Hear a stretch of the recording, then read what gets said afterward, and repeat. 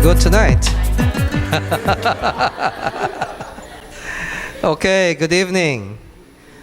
Welcome to our seminar on finding the right life partner. I'm sure all of you are thinking about finding your partner. That's why you're here, right? Maybe some of you already have a boyfriend or a girlfriend. Some of you are wondering why until now you don't have a boyfriend. And some of you are still looking for one, either a girlfriend or a boyfriend, okay? So tonight we're going to see a Christian perspective, a biblical perspective of courtship and marriage, and how do you make the right choice, okay? Let's take a look first at the foundations from the Word of God. In our presentation, we'll focus first on biblical truths about Christian marriage, okay? There you are.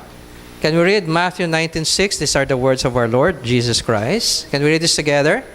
So they are no longer two, but one flesh. What therefore God has joined together, let not man separate. So who joins a man and a woman in marriage? Is it the priest? Is it the pastor? Is it the mayor? Is it the church? Is it the government? Who brings them together? God. It's not man. Okay? So what God has joined together, then no man has the right to separate. Okay? Another verse. Can we read this? 1 Corinthians 7:39, first part. Can we read this together? A wife is bound to her husband as long as he lives. Okay? Are you ready for that? Okay. So what are the implications of these verses? Number one, it shows to us that marriage is a divinely established covenant relationship. It was not man who invented the idea of marriage.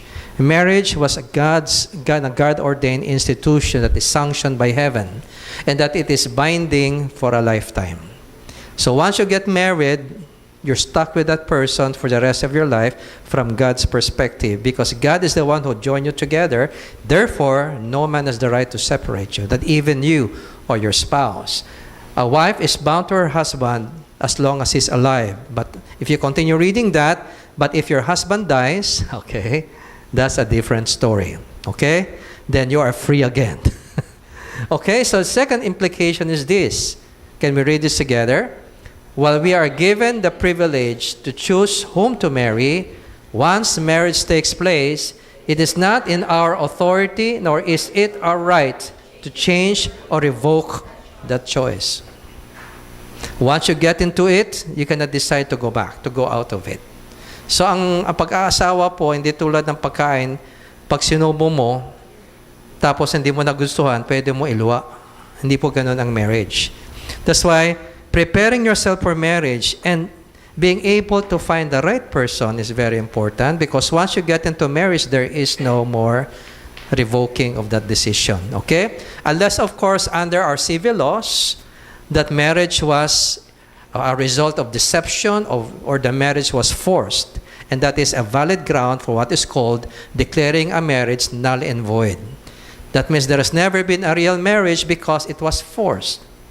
Okay? A person was forced to marry a person against his will. Or if the person was deceived and he discovered this woman is already married.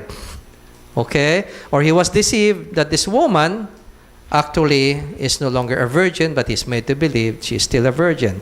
But it depends, of course, on the man. There's also what is called the shotgun weddings. Okay? So, the idea here is that marriage must be entered into voluntarily. Okay? So, once you make that decision, you are free to make that choice to marry, but once you're married, you have no more right nor authority to change your choice. Okay? Is that clear? So, now you understand why it's so important to be careful about whom you choose. Okay? Next slide. Can we read this verse in 1 Corinthians 7:39? She, the woman, is free to marry anyone she wishes, but he must belong to the Lord. That is part of the verse you read a while ago. A woman is bound to her husband for as long as he lives. But if her husband dies, this is the continuation, the woman is free to marry anyone she wishes, but he must belong to the Lord. Okay? Implication number 1. A Christian has the freedom to choose whoever he or she wishes to marry. So we often hear this said, oh, you should pray if that's the right person for you. Or pray that God will prepare the right person for you. The Word of God says, no. God is giving you the freedom to make the choice. Understand that? The idea that God has prepared a woman for every man, that God has prepared a Christian man for every Christian woman, has no basis in the Scriptures. The only basis for that is the story of Isaac, which is a rare event because God was preserving the purity of the line of Abraham. It was Abraham who commanded his servant to go to the place where he came from, in Haran, okay, where he left his father and his brothers and sisters there, in order to take a wife for his son Isaac. And he warned the servant, do not take a wife from my son from any other, place, but only from those of our kins or relatives, okay? And so when the servant came there, he prayed, Lord, if any shepherd who is a woman comes here, if she is the one that you have chosen for my servant Isaac, then she must offer to give me water, okay? And that she will also take care of my animal, okay? And so, of course, who came? Rebekah, okay, came. And Rebekah did exactly what the servant asked God to give as a sign to him. So Rebekah offered him a drink, and she even wanted to give water to his animal. And so Isaac said, she is the one, okay, that God has prepared. Well, because he prayed. Understand that? Because he prayed. But that is not a norm for everybody, because even David did not ask for a sign when he got married. In fact, he had 8 wives by the time he fell for Bathsheba. Okay? And study the life of the patriarchs after Abraham, Isaac, Jacob, and later on Joseph. None of them sought God's choice for who their partner will be. In the stories of the Old Testament, there's nothing like that you'll find, that everybody is praying, God, show me the person you prepared for me. Nobody prays that prayer, because that is up to you. In other words, whatever choice you make, you must take responsibility for your choice, okay? And be sure that you fulfill your commitment to that person for as long as you live. So maybe you will ask the question, but Pastor, can't we, like the servant of Abraham, ask God? Of course, you can pray. Understand that? But again, in the end, as Paul writes, you are free to marry anyone you wish. So that's important. But the second implication, according to this verse, next, but the choice must be from among true believers. He said, the one that you choose must belong to the Lord. In other words, he must be a Christian like you, who is in covenant relationship with God. I have counseled so many Christians who married unbelievers, and I'm telling you, many of them regretted it. Okay, because they thought they can win their husband or wife to the Lord. Especially the husband is the harder to win to the Lord. Okay? And so they suffered spiritually, because the husband will not go to church, will not be a good example to their children. And it is the wife who's trying to take spiritual leadership, because the husband is not a Christian. And so they quarrel about so many things because they have entirely different values. The man follows the values he knows all his life, but the woman wants to follow the Lord. And so when the husband does not agree, the wife cannot do anything. She wants to obey God, but the husband is becoming an obstacle to her obedience. Why? Because he has entirely different values. Do you understand that? You see, for God to bless a marriage, the marriage must consist of people who are both in covenant relationship with God. If you marry a person who, like you, loves the Lord, who has Christ in his life, and both of you are committed to obey God in your life, that blessing will be blessed by God. That marriage will be blessed by God, because both of you are in covenant relationship with God.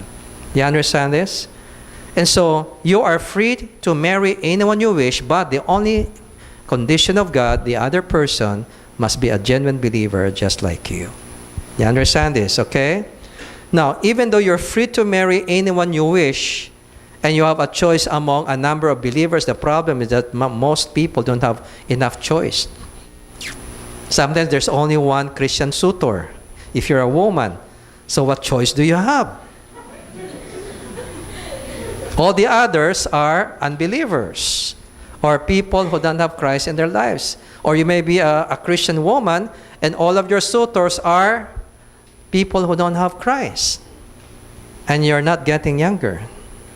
And so you enter into what? Panic mode. And you begin to settle for somebody that does not fulfill the will of God for you. You understand that? Okay? Somebody said, Pastor, I'd rather be single than marry the wrong person. Because I don't want to live the rest of my life in regret. Do you agree with that person? Yeah. I'd rather be single than marry the wrong person because I don't want to waste my life living in regret until I die. You understand that, okay? So, the third point, the choice, even though you're choosing among Christians, however, should be guided by wisdom.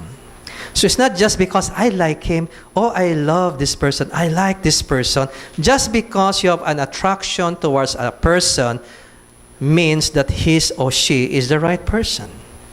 Attraction is just an emotion. Okay?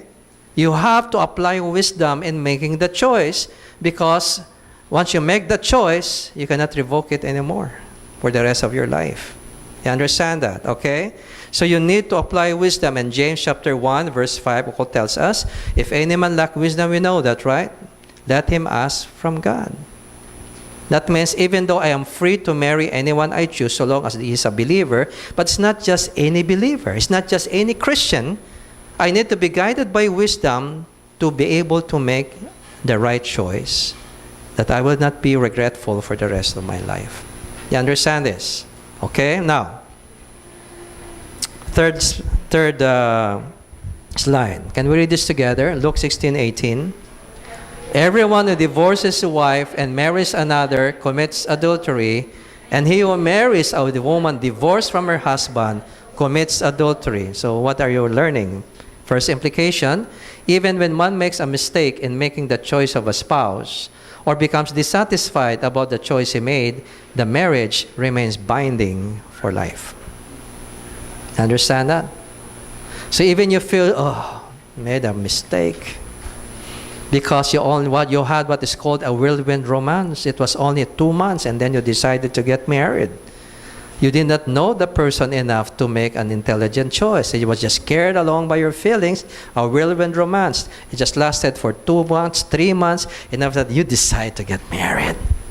That's really, I would say, risky. Super, super risky because you don't really know the person enough.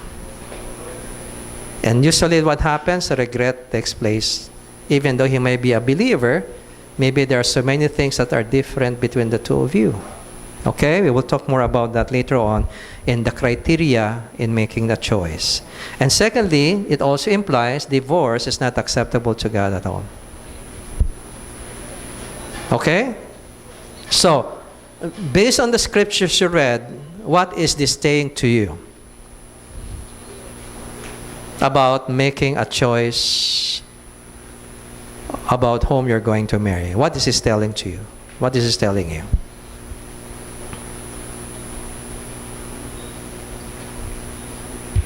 So what do you need to be careful about? Careful about? The choice. Can we say the choice? Because that one choice will last for a lifetime. So be careful about the choice. Okay? So, if you already have a boyfriend and girlfriend and tonight after you heard this, you decided to change your mind, don't blame me, okay? Okay. Okay, next slide. Guidelines to Christian courtship.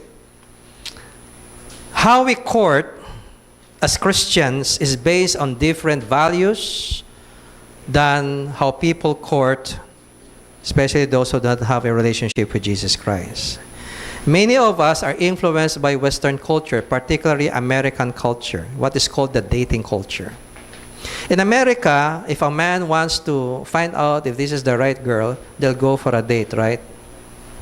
And the date also implies there could be some romantic, physical things that are going to take place because you want to test compatibility. And in that dating culture, oftentimes the result is premarital sex takes place. And then sometimes premarital pregnancy. And many times premarital abortion of the premature infant because they're not yet married. Okay? And so they just feel that I have to know by experience this person before I decide if I'm going to marry him or her. You got the point? Now, do you think that honors God? I'm going to ask you a question, ladies. Do you know why your virginity can only be held once for a lifetime? You can only be a virgin once. And once you lose it, you cannot take it back again. Okay? Do you know why God designed it that way? Because that virginity is given to you by God as the greatest gift you can give to the man who will exchange vows with you for the rest of your life. It cannot be given to any other. Because your virginity defines your dignity as a woman. Once you lose your virginity, you have lost your dignity as a woman. And I'm going to tell you straight, when a man knows that this girl is no longer a virgin, the level of respect for that woman is lower. You understand that? Every man will have high respect for a woman who is a virgin and who was able to maintain her virginity. That is a woman that is highly respected by men. But once you're no longer a virgin, whether you like it or not, as men, we feel you're like, not as respectable anymore. You understand that? It's quite unfair, right? Because men tend to exploit women in their weakness, take away their virginity, and then dump the girl. And then the girl is left with no other gift for the man one day she will marry, because the gift was given away to a man who was not willing to take responsibility for what he did. You understand that? So who loses in the end? The man or the woman? That's why when you lose your virginity before you get married, you have already lost a lot. But listen to this. Because of the grace of God, of course, you can be forgiven. And not only that, God through His grace can still bring out something beautiful out of that. And it will take a man who really loves you sincerely to accept you, even though you're no longer a virgin. You know, the ironic thing about men sometimes are careless about removing the virginity of a girlfriend and then dumping her, and yet they want to marry a virgin. Understand that? Okay. Let me show you why maintaining your virginity is very important to God. Not only does it define your dignity as a woman, but God has a special purpose for giving you a once and for a lifetime virginity. Okay? In Genesis chapter 2, verse 24, we read this, the institution of marriage. There in the story of the garden, we read these words. Can we read this together? Genesis chapter 2, verse 24. Okay? Can we read this together? For this reason, a man will leave his father and mother and be united to his wife, and they will become one flesh. So, what are we trying to see? The word there, united, in the King James is to cleave. And he shall cleave to his wife, comes from a Hebrew word which means to glue. You know, glue. Okay? The bak in Hebrew. So, and he shall be glued to his wife, literally. See, when you glue two pieces of bond paper together, and then the paste dries, the two bond papers have become one. Now, when you try to separate those two, what happens? You tear apart both papers. Because they are no longer two, they're already one. And what is it that makes them one? The word cleave is a term used in the Old Testament to describe covenant loyalty to somebody. And it refers to the physical act of sex. In the moment, that means that the moment a man has sexual intercourse with a woman, that is already a covenant-making act. That is what constitutes the marriage act. The marriage ceremony does not make you one flesh. It is only a ceremony where you exchange your vows before God to demonstrate that you're committed to each other based on God's covenants of marriage. And then when you go into your time together after that, and you now have sexual relationship, that first sexual act is the marriage act itself. That's how the two become one flesh. It is the sexual act that makes you one flesh. And because God has given you your virginity only once, the implication is that it will be reserved only for the man who will make a vow before God to be faithful to you for the rest of his life. And only to that man will you give your body, because the moment he takes away your virginity, you have become one flesh in God's eyes. That is how what Jesus said, what God has joined together, because God is the one who designed the sexual relationship. What God has joined together, let not man separate. You understand that? Okay. Another example is 1 Corinthians chapter 6, verse 15. Can we read this together? Do you not know that your bodies are members of Christ himself? Shall I then take the members of Christ and unite them with a prostitute? Never. Do you not know that he who unites himself with a prostitute is one with her in body? For it is said that two will become one flesh. So what is the act that makes two people become one flesh from God's point of view? The act of sex. You understand that? If I, as a man, go into a prostitute, I become one flesh with her. In the eyes of God, I just married her. They become one body because of the act of sex itself. Understand that? In the Old Testament and in ancient times, marriages were never solemnized by a priest. Not even in the Old Testament in Israel.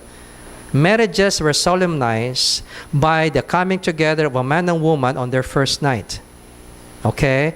And it is the father of the bride who gives authorization or sanction to their coming together. It is the father of the bride that has the last say in the marriage. And so once the father of the bride gives his consent, then the man and the woman will have their first night, and that is their marriage act. That's when they become man and wife. Do you understand this? Okay, now, what is the implication of that? The moment you have sex with another person, in the eyes of God, you're already married. Okay? I'll give you an example. Deuteronomy 22, verse 28 to 29.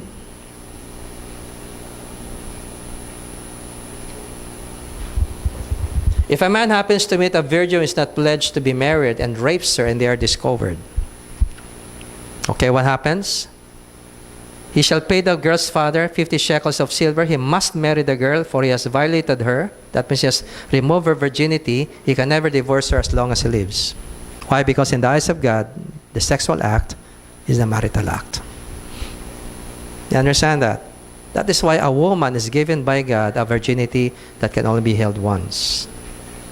Because God is preparing you for the one man that you're going to live with for the rest of your life. And once you have sex with that man, in the eyes of God, you have become one flesh. And what God has bound together, let no man separate. You understand? Now that's tough. That's really tough, right? Because in our modern age, people are careless about their virginity, especially in the West. To them, it's an experiment. It's a test of compatibility, but in the eyes of God, that is not the purpose of your virginity. You don't use your virginity to test compatibility with a guy. You prepare that for the one man that you will live with for the rest of your life as your husband. That was God's design. You understand that, okay? So because of this, there is a reason for us, for the women, to be very careful not to give away their virginity until that man exchanges vows with you before God and before people. You understand this? Now, if you already made a mistake of giving away your virginity to your boyfriend without the benefit of marriage, and your boyfriend left you after he got what he wanted, you learned something, right? But you see, God forgives if you repent of what you have done. And it's going to be your prayer that God will give you a man who will respect you and honor you and love you in spite of the fact that he will be marrying a woman who's no longer a virgin. Okay? So I'm not going to ask who of you are still virgins here.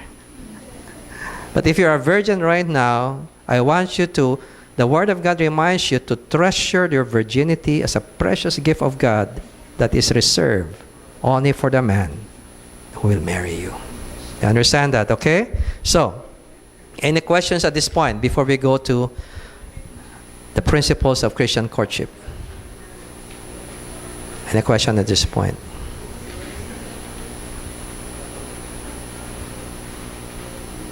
Okay, that's why purity is so important in your relationship. You have to keep your purity until the day of your wedding. Okay? So that there will be deeper respect at walang sumbatan after the marriage. Walang sisihan, walang sumbatan, at walang suspicion. Kasi buo ka nung nagpakasal ka. Okay? Now, let's go now to the guidelines to Christian courtship. How many of you are already in relationship? Okay. Kasama mo rin siya? Okay, good. Better.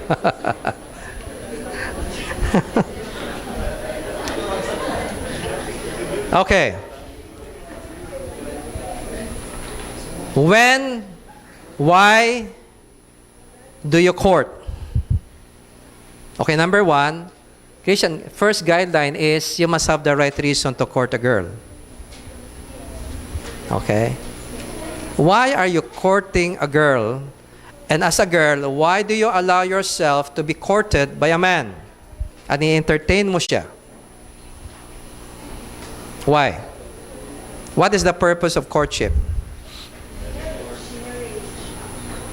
To experiment, right? To test compatibility, right?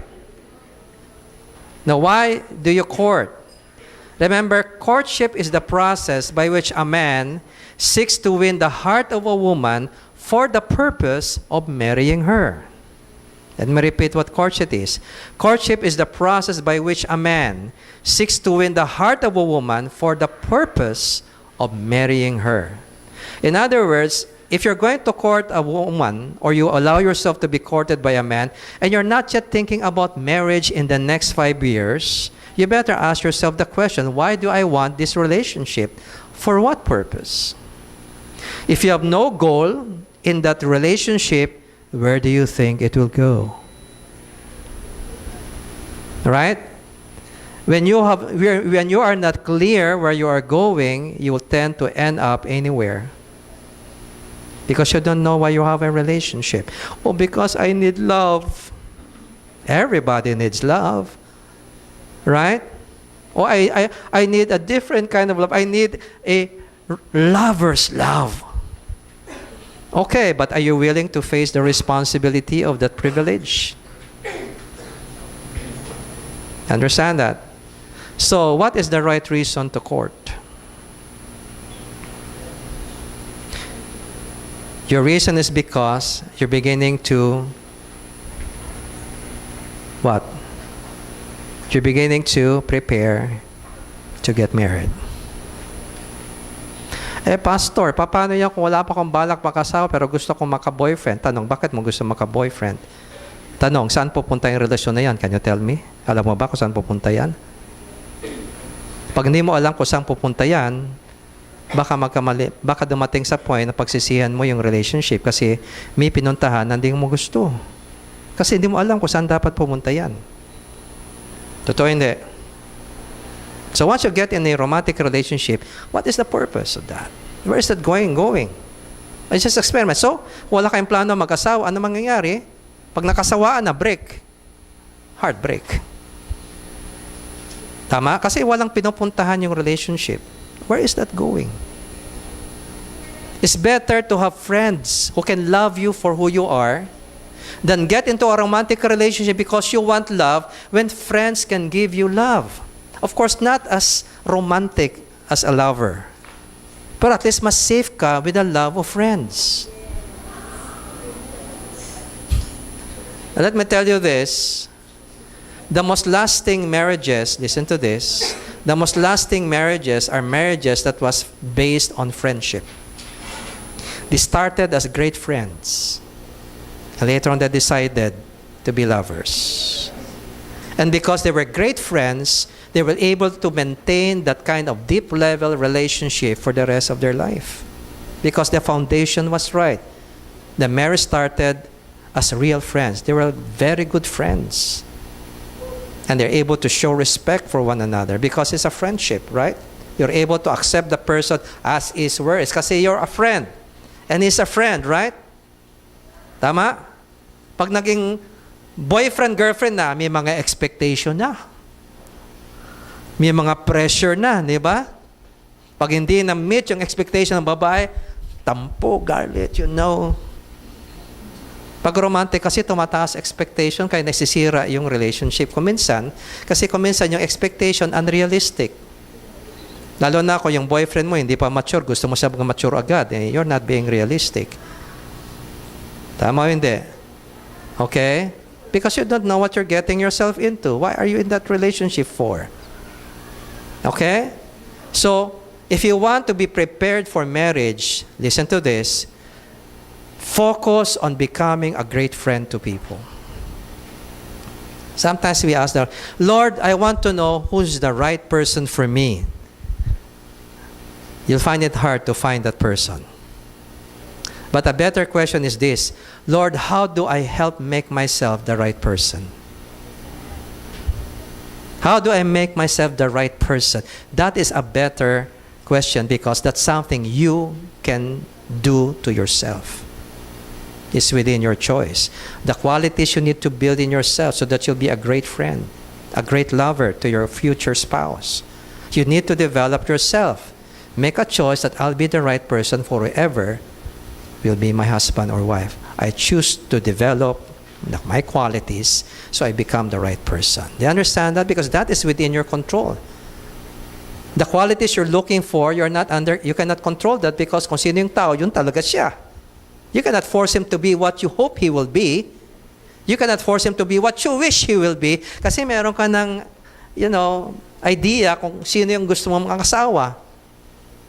So, pag minamit kang lalaki o babae, some of your, expectations may be met, some will not be met. Kasi nobody will always perfectly fit all your expectations. That is not within your control. What is in your control is you are able to build those qualities you need to become a great lover and a great friend to the husband and wife you're going to be with for the rest of your life. So focus on building yourself. And I'm telling you, kung meron kayo ditong medyo nasa last trip na, at medyo kinakabahan na kayo, ayaw nyo namang mangligaw, kasi babae ka, hindi ka naman pwede maging, taking initiative in that relationship. Baka isipin ng lalaki, cheap ka. Di ba? So, anong gagawin mo? Develop your personal qualities because when you develop yourself, soon people will give you attention. You begin to attract men because you're developing as a woman. Kung ikaw yung boring type ng babae, tataka walang nangliligaw sa'yo, siguro dahil boring ka. So baka kailangan i-develop mo yung mga God-given potentials mo, mag-serve ka kay Lord. Okay? Amen? Develop your talents and your skills. Develop your personality. Matuto ka maging positive person. Kung ikaw ay medyo negative masyado, laging negative nakikita, isa nung lalaki magtatagal dyan. Kasi natatamaan mo lagi yung ego ng asawa, puro ka negative sa tao. So, dapat siguro pag-aralan mag-develop ng positive attitude and positive language. That's how you attract the right man. People always tend to attract a person of their own kind. Sometimes the opposite can be attracted. But most of the time, you usually attract people who is just similar to you. So ano yung level? Kung gusto mo isang lalaki o babae, o isang lalaki na talagang maganda ang katangian, kailangan maging maganda rin katangian mo para ma-attract yung ganong lalaki sa iyo. Amen? Kaya instead of, settling for the unbeliever na mga suitors kasi walang Christian, why don't you develop yourself? Pero dito may mga Christian na maka-interest sa'yo kasi nag-grow ka, nagde-develop ka as a woman. Okay? Tips for those who are in the last trip. Wala pa naman ako nakikita rito. When you're saying last trip, nasa late 30s ka na. Wala ka pa rin asawa. Meron na bang late 30s dito? Okay, mga young pa naman kayo lahat. So, the first guideline to Christian courtship, why do I want to have a boyfriend or a girlfriend? Why do I want to be courted? Why do I want to court? If your reason is you just want to have an experience, be careful because you don't know where that relationship is going. And sa babae, this is my warning to you. If there's no clear direction to your relationship with this man, you are facing a very high risk of losing your virginity before you get married. Because walang pupunta, you don't know where that relationship is going. Wala mang balak tong lalaki mag-asawa. O hindi pa siya handa mag-asawa, baka later on, umabot ilang taon, wala pa talagang balak mag-asawa, tapos may nangyari na sa inyo, tapos later on, nagsawa na sa iyo, good night. Kasi walang pinupuntahan yung relationship. So pag may nagsabi sa yung, I love you, dapat ang sagot nyo, okay, are you also willing to marry me? Remember, a man who is responsible will never say, I love you to a woman if you're not ready to say, I'm ready to marry you. Because I love you without the, I'll marry you is not going anywhere. There's no clarity as to the reason why the man wants to win your heart. What for? Why is he winning your heart for? For what? Wala siyang balak mag-asawa o pakasalan ka, saan pupunta yung relasyon na yan? Yun ang itanong mo. Tindihan natin, okay? Number 2, Christian courtship means you have to have the right preparation. If you're really planning to find somebody to marry, then you better prepare yourself for that. If you're a man, be sure you're financially capable. Oops, wala akong trabaho. Gusto mo magkaroon ng girlfriend, wala ka namang trabaho. Gusto mo mag-asawa, wala kang trabaho. Ano ka? So if you're going to court a girl because you're thinking of marriage, you better find a job. Because you don't know how long you will be in a relationship before you finally decide to get married. Okay? E pa man ang sinabi ng babae, gusto ko na magpakasal. Bihira naman yung babaeng ganun eh. Kasi gusto ng babae, kailangan sa lalaki nagkagaling, di ba? So if you are planning to marry and you're now courting because you have the objective of getting married soon, or maybe after a year, 2 years, 3 years, at least ang goal mo, gusto mo na mag-asawa. At dahil gusto mag-asawa, handa ka namang ligaw. Pero kung ikaw nag-iisip ng marriage, you have to prepare yourself. Okay? You have to take responsibility for what will be the direction of that relationship. Where is it going? You better be prepared for that. Okay? So, hindi lamang financially, developing maturity in yourself, hindi ka magpapadala sa damdamin, kasi kung laging damdamin nagpapatakbo ng relasyon nyo, walang katapusan ng away nyo. Kasi puro damdamin eh. Okay? And we'll talk about that, what maturity is all about. Okay. So, you have to have the right preparation. I'm courting this girl, I'm allowing me to be courting, I want to have and get into a romantic relationship. How do I prepare for that? Think about your coming possible marriage. Because you're not yet sure, right? If this ends in marriage, how do I prepare?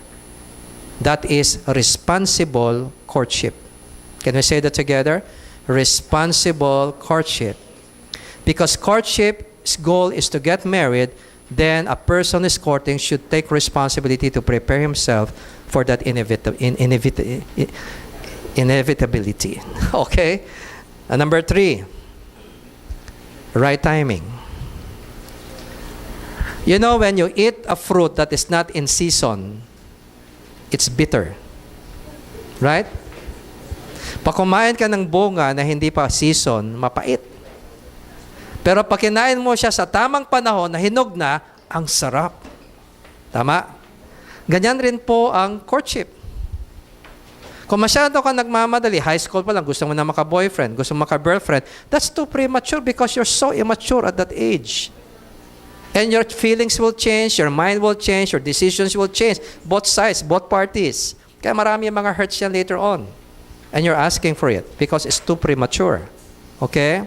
So if you're thinking of having a boyfriend, you ask yourself, is this the right time in my life? Number 1, natupad mo na ba yung goals mo as a single person?